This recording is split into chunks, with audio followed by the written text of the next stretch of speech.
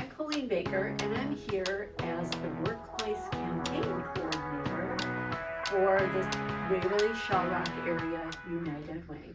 And I'm joined today with Jill Thrall, the Executive Director of our organization.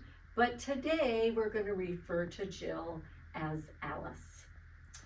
In United Way terms, Alice stands for Asset Limited, Income Constrained, and Employed.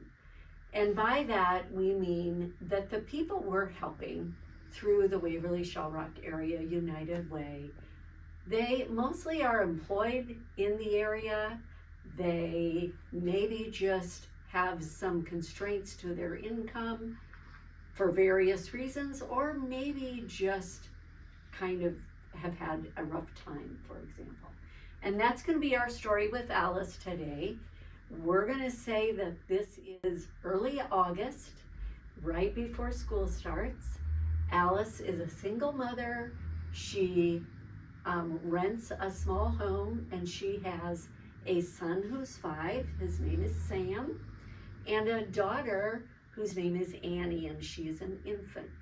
And we're going to talk a little bit about the programs we have here at the Waverly-Shell Area United Way through this illustration.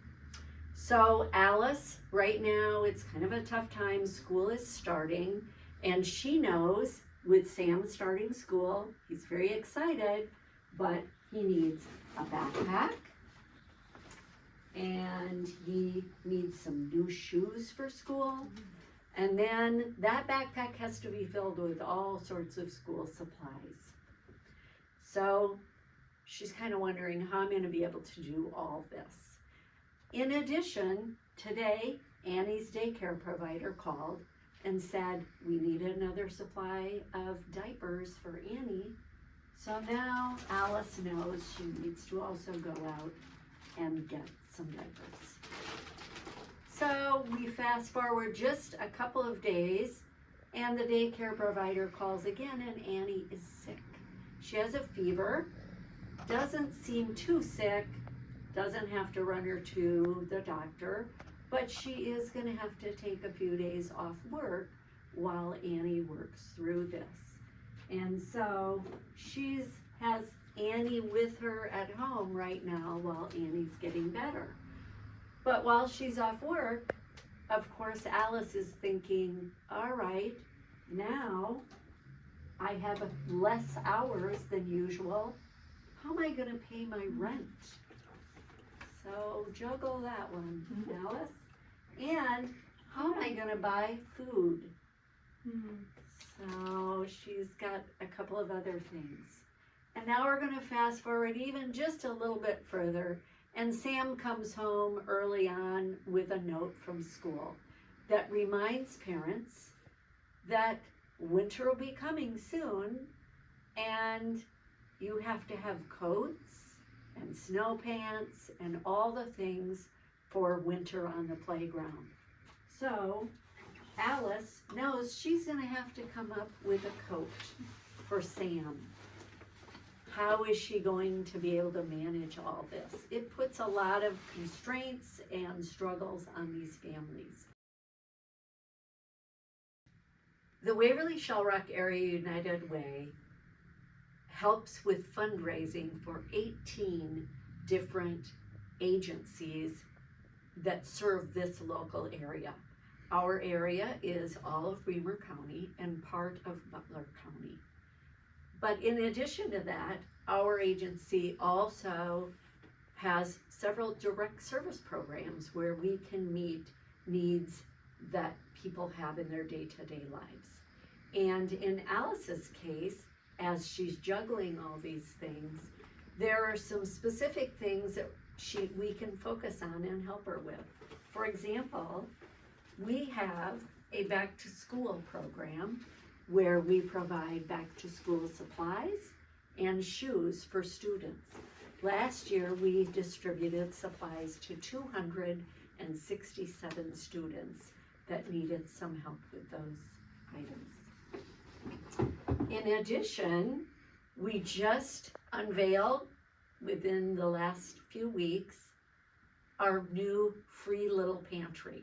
It's right outside of the United Way office, and it provides some staple food items in case somebody needs to get something quickly, or perhaps they couldn't make it to the store or can't make it to the food pantry.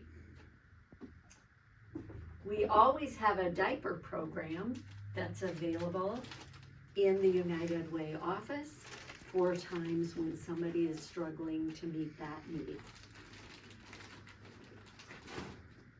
We also partner with a network called the Caring Assistance Network, and they are housed here in the office with the United Way, and they help with things like rent assistant or utility kinds of payments.